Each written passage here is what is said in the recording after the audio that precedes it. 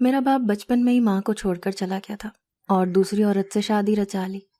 میں اکلوتی بیٹی تھی، لیکن حالات کی بدقسمتی نے میری قسمت بھی سیاہ کر دی کہ مجھ اکیلی کو بھی وہ لاڈ پیار نہ مل سکا جو اکثر لاڈلے بچوں کو ملتا تھا۔